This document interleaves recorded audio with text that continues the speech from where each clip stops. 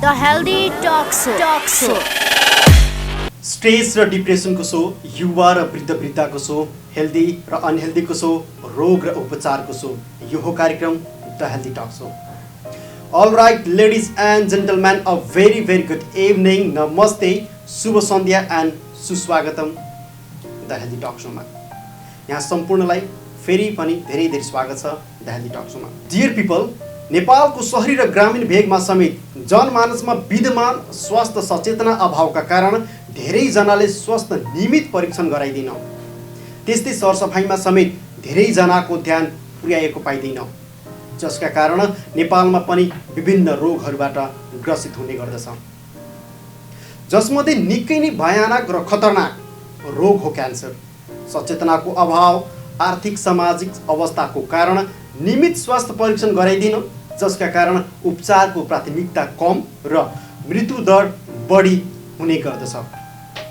वर्तमान अवस्थामा क्यान्सर रोग स्वास्थ्य क्षेत्रको लागि निकै नै चुनौतीको विषय बनिरहेको छ। क्यान्सर रोगबाट वर्षेनी 80 लाख भन्दा बढी मृत्यु भइरहेको छ भने नेपालीहरूमा 8 देखि 9 हजार क्यान्सर रोगीहरू बढिरहेको छ, तथ्याङ्कले देखाउँछ। The Healthy Talk Show.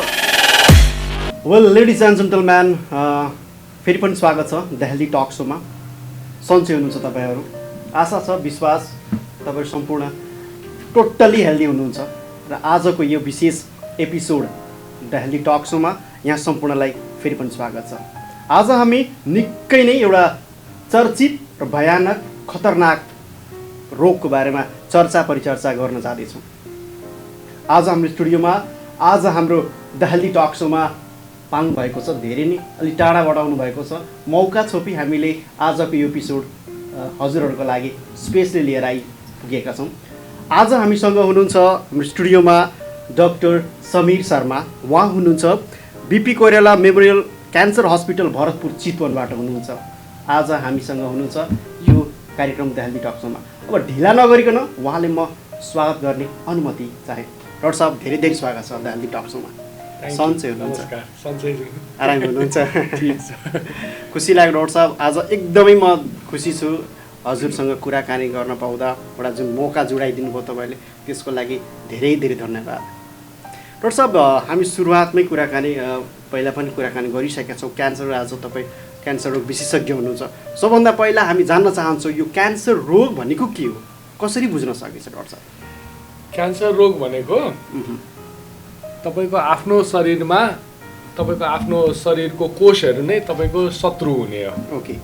जस्तो आर्मीको ट्रेनिङमा के हुन्छ, 2-4 जना बागी निस्किन्छ, अनिखेरि ट्रेनिङबाट भाग्छ। हाम्रो शरीरमा पनि हाम्रै कोषहरू 2-4 वटा बागी निस्किन्छ, अनि उनीहरू त शरीरबाट भाग्न सक्दैन, अनि त्यही उनीहरूले बच्चा पैदा गर्छ। त्यो भएपछि क्यान्सर हुन्छ। भनेको हाम्रो सेलको म्युटेसन हो, जसले हाम्रै सेल हो, जसले हाम्रै दुश्मन बन्छ। हाम्रै सेल हाम्रै बडीको लागि चाहिँ दुश्मन भइहाल्छ। अब यो क्यान्सरको कुरा गरिरहँदा डाक्टर साहब, यो नेपालको तत्काल वर्तमान अवस्था अथवा वर्ल्ड वाइज हेर्दा क्यान्सरको अवस्था कस्तो अनुभव छ? कस्तो क्यान्सर हेर्दाखेरि बढ्दो क्रममा छ। तर इन्डियामा एउटा स्टडी भएको थियो, स्टडीको पेपर 2-3 वर्ष अगाडि त्यो पेपर रिलिज भएको थियो। त्यसमा चाहिँ इन्डियामा जुन स्टडी भएको थियो त्यसले चाहिँ क्यान्सर बढेको छैन, जति पहिला थियो त्यति नै छ भनेर भन्यो। उसले चाहिँ पपुलेसन बेस्ड क्यान्सर स्टडी गर्यो। अब हामीले हेर्दाखेरि सरस्वती हेर्दाखेरि आज हरेक व्यक्तिको घर अथवा उसको आफ्नो नातागोतामा क्यान्सर नभएको कोही पनि छैन। त्यसको कारण के हो भन्दाखेरि, एक त एजिङ, हामी धेरै बाँच्न थाल्यौँ। हामी 80-90 वर्षमा बाँच्छौँ र क्यान्सरको एउटा प्रकृति के छ भने, एकजना वैज्ञानिकले भन्नुभएको छ, क्यान्सर, तिमीलाई क्यान्सर हुन्छ, लाइफ टाइममा हरेक व्यक्तिलाई क्यान्सर हुन्छ, खालि त्यो उमेरसम्म तिमी बाँच्नु पर्यो। ओके। त्यही भएर हामी धेरै बाँच्न थाल्यौँ। खेतमा काम गर्थ्यौँ, अब खालि बसिरहेछौँ। यी सब कुराले गर्दाखेरि क्यान्सर बढेको छ। अहिलेको अवस्थामा क्यान्सर भनेको त अब पहिला भन्दा पनि अहिलेको अवस्था बढी नै क्रम छ। हामी क्यान्सर हुने बित्तिकै लक्षणहरू देखा पर्ने के होला डाक्टर साहब? त्यो कहाँको क्यान्सर हो त्यसमा फरक पर्छ। ओके। कुन शरीरमा कुन अङ्गको क्यान्सर हो। हजुर। कतिपय क्यान्सर यस्तो हुन्छ जसको लक्षणै देखा पर्दैन। ओके। जस्तो पित्तथलीको क्यान्सर भयो, तपाईँलाई पेट दुख्यो, जन्डिस आयो, लक्षण जब देखा पर्छ अलरेडी स्टेज 4 भइसक्छ। अब मुखको क्यान्सर भयो, दाँत हल्लिने, दाँत दुख्ने, गिजामा घाउ आउने, मुखमा घाउ आउने त्यस्तो हुन्छ। नेपालमा हुने अब मोस्टली हुनेमा फोक्सोको क्यान्सर भयो। फोक्सोको क्यान्सर खोकी लाग्ने, रगत बग्ने त्यो हुन्छ। अब जसको महिनावारी रुकिसक्यो होइन, अब 50-60 वर्षको उमेरमा अनि फेरि रगत बग्न थाल्छ, अनि पेट दुख्ने, रगत बग्ने, त्यो हो पाठेघरको मुखको क्यान्सर। नेपालमा हुने सबभन्दा कमन क्यान्सरमा मुखको क्यान्सर, फोक्सोको क्यान्सर अनि ब्रेस्ट क्यान्सर। अब ब्रेस्ट क्यान्सरमा त स्तनमा दुख्ने अनि गाँठागुठी आउने त्यो हुन्छ।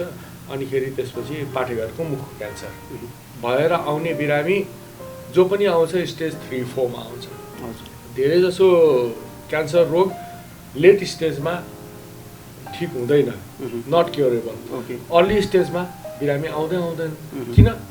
धेरै कुरा छ, लक्षण छैन अनि रेगुलर हामी चेक गराउँदैनौँ। अब लक्षण कतिपय क्यान्सरमा लक्षण ढिलो आउँछ, कतिपयमा के हुन्छ लक्षण त आउँछ तर बिरामीहरूको हाम्रो चाहिने समाजमा के छ कि धामी झाँक्री देखाउने होइन, अनिखेरि के अरे औषधि पसलमा गएर अब टाउको दुख्यो, पेट दुख्यो, यो भयो, त्यसले गर्दाखेरि टाइम लस हुन्छ अनि रोग बढ्छ। अनि हामी कहाँ आइपुग्दाखेरि रोग एकदमै एडभान्स भइसकेर आउँछ। त्यो बेलामा अनिखेरि हामीले केही गर्न सक्दैनौँ। धेरै जसो क्यान्सर तपाईँको 70-80% क्यान्सर टाइममा आइदियो भने निको हुन्छ। तर जेनरली 70-80% हामी कहाँ लेट आउँछ। त्यही भएर गाह्रो पनि हुन्छ। जस्तै यो क्यान्सरको चेकअप विधिहरू, टेस्ट जाँचहरू के होला डाक्टर? त्यो पनि कहाँ क्यान्सर भएको छ त्यसमा फरक पर्छ। जेनरली अब जस्तो हामी कहाँ कमन भएको मुखको क्यान्सर भयो, मुखको क्यान्सरमा हामी अब हेड एन्ड नेक सर्जनले हेर्छन्, अनिखेरि त्यहाँबाट बायोप्सी लिन्छन्, अनि त्यसपछि शरीरमा अन्त कहीँ फैलेको छ कि छैन भनेर हामी जेनरली सिटी स्क्यानहरू गर्छौँ, फोक्सो हेर्छौँ, लिभर हेर्छौँ। अब कुनै क्यान्सर जस्तो हुन्छ तपाईँको चाहिँ नि प्रोस्टेटको क्यान्सर, ब्लड प्रेसर छ, तपाईँ चुरोट खानुहुन्छ कि गुट्खा खानुहुन्छ कि के हुन्छ त्यो हिसाबको तपाईँ चेक गराउनुहोस्। होल बडी चेकअप भनेर सबै चिज त गराइन्छ तर कहीँ चाहिने चिजहरू छुटिरहेको हुन्छ। त्यही भएर होल बडी चेकअप भन्ने कुनै पनि कन्सेप्ट छैन। तपाईँलाई के चाहिन्छ त्यति मात्रै, त्यो चाहिँ फुल गरे राम्रो।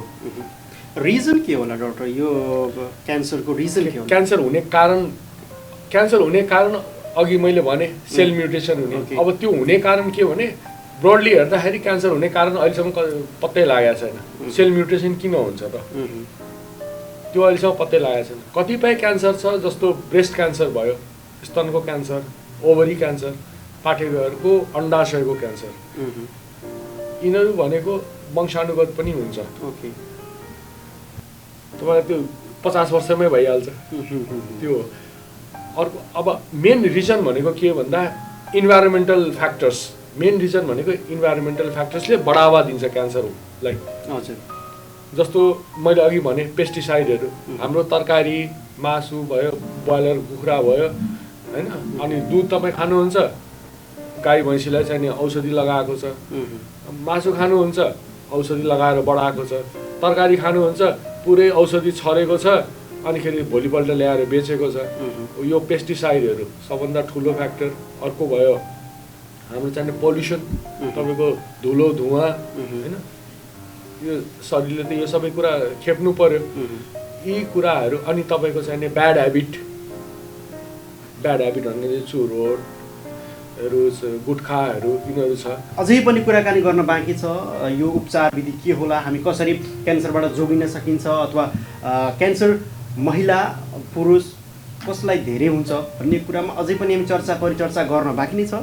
अहिलेको लागि छोटो सानो र व्यापारिक विश्राम। यो हो पर्सा टेलिभिजन नेटवर्क र अहिले तपाईँ हेर्दै हुनुहुन्छ माई टिभी।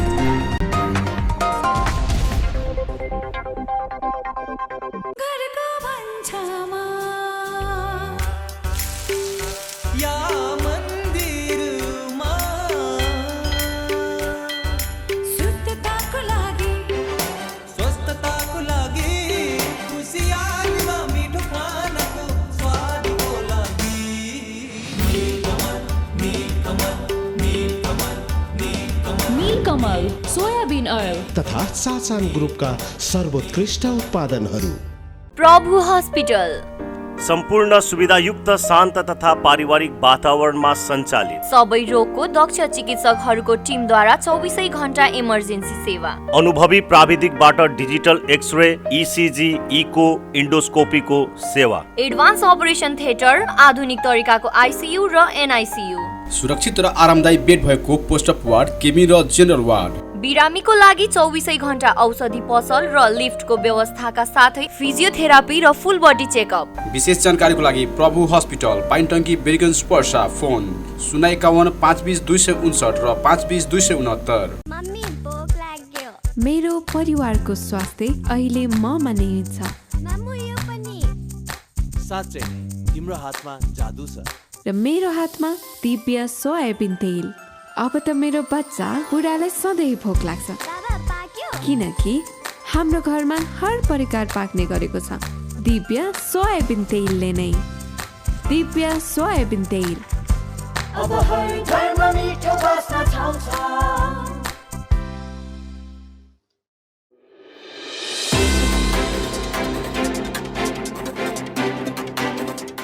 अन्याय, अत्याचार र भ्रष्टाचार, घुसखोरी, तस्करी र अपराध सबै सामाजिक विसङ्गति र विकृतिहरूको पर्दाफास गर्ने कार्यक्रम भण्डाफोर। म उमेश दुबेको साथमा।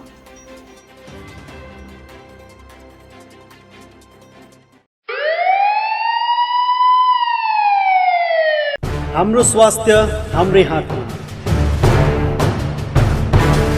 स्वच्छ जीवन हाम्रै काँधमा। फिट एन्ड हेल्दी रहौँ सबै मिलेर साथमा। The healthy talk show. म दिपेन्द्र चौधरी साथमा।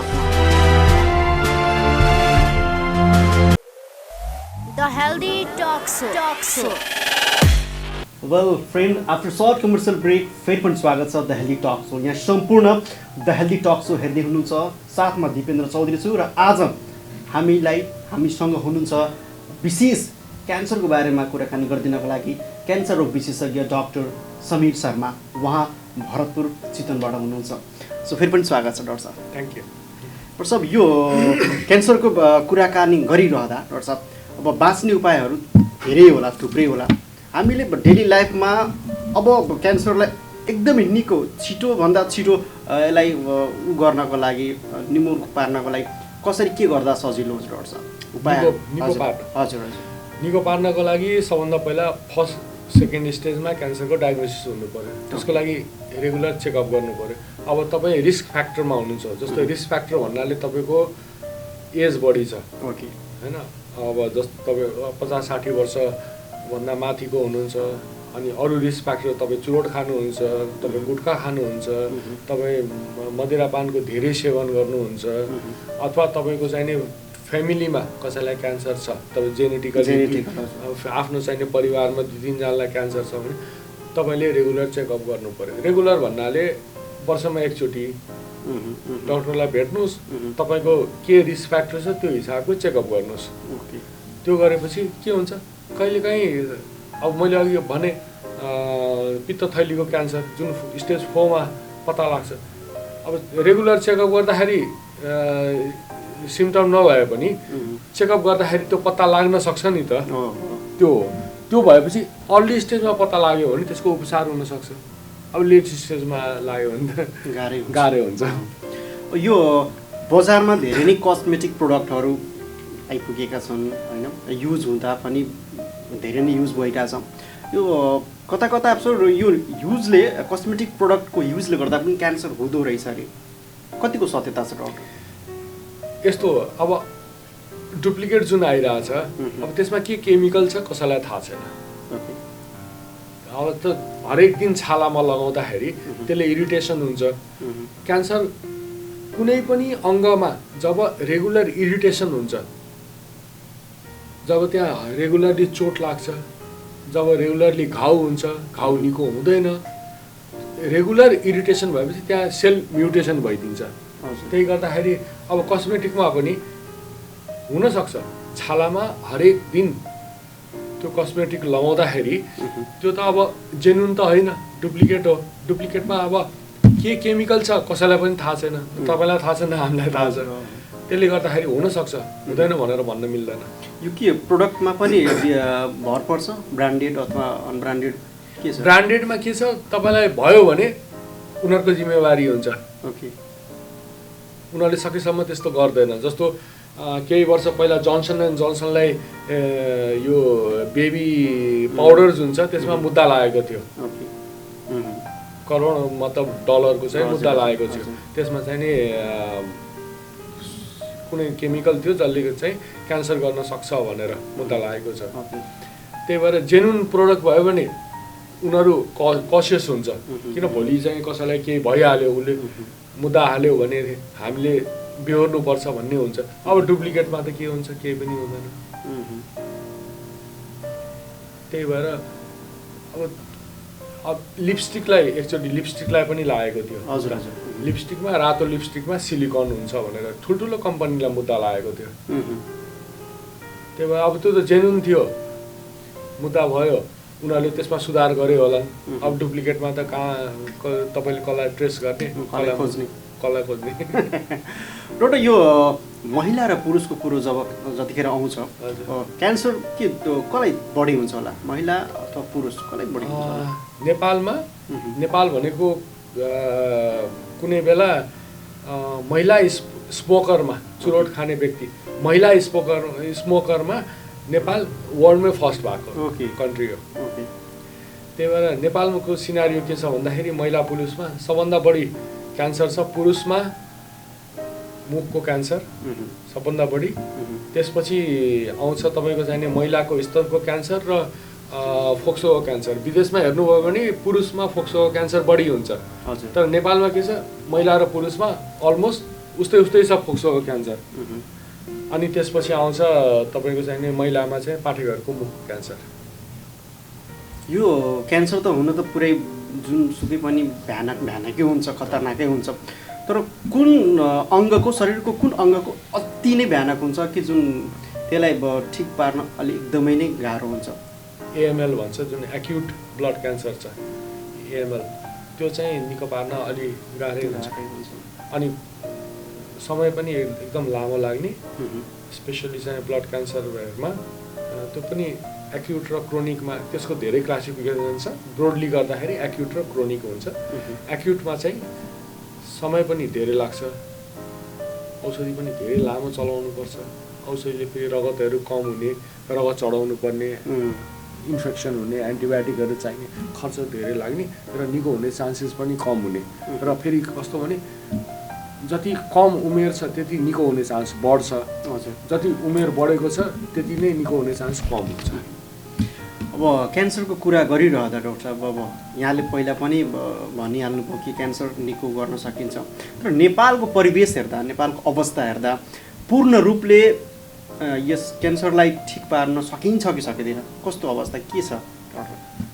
टेक्नोलोजिकली नेपालमा सबै चिज छ। तपाईँ अमेरिकामा जुन रेडिएसन पाउनुहुन्छ, टेक्नोलोजिकली त्यही रेडिएसन तपाईँ नेपालमा पनि पाउनुहुन्छ। उता जुन औषधि चल्छ यता पनि त्यही चल्छ, किनकि क्यान्सरको एउटा प्रोटोकल हुन्छ।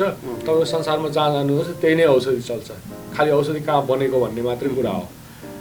त्यही भएर निको पार्ने अवस्था नेपालमा पनि छ। धेरै बिरामी निको पनि छन्, वर्षौँदेखि निको भएर पनि बसेका छन्। त के भन्दाखेरि हाम्रो सबभन्दा ठुलो प्रब्लम के भने तपाईँ टाइममा आउनु पर्यो।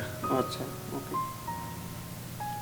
हस्पिटलहरू नेपालमा कतिवटा छन्? यो काठमाडौँमा छ, वीर हस्पिटलमा हुन्छ। वीर हस्पिटलमा क्यान्सरको सेक्सन छ। त्यसपछि 2-3वटा प्राइभेट हस्पिटल छन् काठमाडौँमा। तपाईँको पोखरामा छ, मणिपालमा छ, क्यान्सरको उपचार हुन्छ। हाम्रो भरतपुरमा BP Koirala memorial cancer hospital, अब जेनरली भन्दाखेरि भरतपुर क्यान्सर हस्पिटल भन्छन्, त्यसमा हुन्छ। अनिखेरि त्यसपछि अब प्राइभेट हस्पिटलहरू छन् अलिअलि। केमोथेरापी भनेको शरीरमा सलाइनबाट चाहिँ नि औषधि दिने, अहिले त खाने औषधिहरू पनि आएछ, दिने र क्यान्सर सेलहरूलाई मार्ने। हाम्रो हेल्दी टक सोमा एउटा हेल्दी टिप्स राउन्ड राख्छौँ डाक्टर। यहाँले अब 5वटा दिनु पऱ्यो भने हेल्दी टिप्स कसरी दिनुहुन्छ? अब ठ्याक्कै 5वटा गर्न गाह्रै होला, त म भन्छु। अबको पालो हेल्दी टिप्सको। फर्स्टमा म भन्छु आफ्नो हेबिट के छ। हाम्रो नेपालमा हाम्रो यो के अरे गुटखाको हाम्रो यति चलन छ कि मुखको क्यान्सर सिर्फ त्यो गुटखाले हुन्छ। त्यो खैनी, गुटखा जुन छ, पान पराग यिनीहरू छ। पान पराग जसले पान पराग खोल्यो, जसको फोटो देख्नुहुन्छ उहाँलाई आफै क्यान्सर भएर मर्नुभयो होइन। त्यसले गर्दाखेरि त्यो हेबिट चाहिँ सुधार्नु पर्यो। हो तपाईँलाई कहिलेकाहीँ मन लाग्छ ओकेजनली खानुहोस् केही भयो, तर हरेक दिन मुखमा चाहिँ नि खैनी हालेको छ, मुखमा पान पराग हालेको छ, त्यसले के गर्छ? इरिटेसन गर्छ। तपाईँको मुखको भित्रको छाला काट्छ, अनिखेरि त्यसलाई क्यान्सर बनाउँछ। त्यो भयो। तपाईँको चुरोट भयो। चुरोट प्रेस्टिज इस्यु होइन। चुरोट खाएर कोही ठुलो मान्छे बन्ने एकदम चाहिँ नि त्यस्तो हुँदैन। त्यो सुधार्नु पर्यो। अनि अर्को हाम्रो छ तपाईँको चाहिँ सेरिटरी लाइफस्टाइल जुन छ। हामी बसिरहन्छौँ, हामी काम गर्दैनौँ, हो कहीँ जानु छ गाडी चढ्छौँ होइन, मोटरसाइकल चढ्छौँ, जान्छौँ, हाम्रोमा एक्सर्साइज त केही पनि छैन। त्यसले गर्दा मोटापा बढ्छ, सुगर बढ्छ। स्टडीले देखाएको छ तपाईँ चाहिँ नि जति मोटापा बढ्छ त्यति नै क्यान्सरको रिस्क बढ्छ। ओके, डेली लाइफ पनि चेन्ज गर्नु पऱ्यो भनेपछि एउटा लाइफस्टाइललाई चेन्ज गर्नु पऱ्यो। हामी चाहिँ नि अलिकति थोरै भए पनि 15 मिनट आधा घन्टा सकिन्छ एक्सर्साइज गर्ने, त्यो गाना लाउने, उफ्रिने, त्यो गर्न सकिन्छ होइन। अनिखेरि यो चुरोटहरू, गुटखाहरू सबभन्दा नेपालको सबभन्दा ठुलो दुश्मनै यही छ। यति पपुलर भएको छ कि गुटखा खाने र चुरोट खाने, त्यसले गर्दाखेरि तपाईँको 90% चाहिने क्यान्सर त्यसले गर्दा मुखको क्यान्सरहरू भइरहेछ। त्यो मात्रै कम गऱ्यो भने क्यान्सरको लोड धेरै कम हुन्छ। हुन्छ डाक्टर, द हेल्दी टक सोमा हामी निकै नै अन्त्यतिर छौँ र यहाँले यति व्यस्तताको समयमा पनि द हेल्दी टक सोको लागि यति थोरै समय निकालिदिनु भयो, त्यसको लागि हृदयदेखि धन्यवाद दिन चाहन्छु डाक्टर। Thank you. र जाँदा जाँदै जति पनि हाम्रो महानुभाव हेरिनु भएको छ यो सो, के भन्न चाहनुहुन्छ? अनिखेरि केही सिम्टम आउँछ, कहीँ दुख्छ, दाँत हल्लिन्छ, कहीँ घाउ आउँछ, 1 हप्तामा 2 हप्तामा त्यो घाउ निको हुँदैन, अथवा चाहिँ नि महिलाहरूमा चाहिँ नि महिनावारी सकिसकेपछि फेरि बिचमा रगत बग्न थाल्छ, त्यस्तो डक्टर कहाँ जानुहोस्, देखाउनुहोस्, एकचोटि गएर देखाउनुहोस् त सही। त्यो भन्न चाहन्छु। हुन्छ, समय निकालेर आइदिनु भयो, त्यसको लागि फेरि पनि धन्यवाद दिन चाहन्छु। फेरि पनि आउँदै गर्न डाक्टर साहब।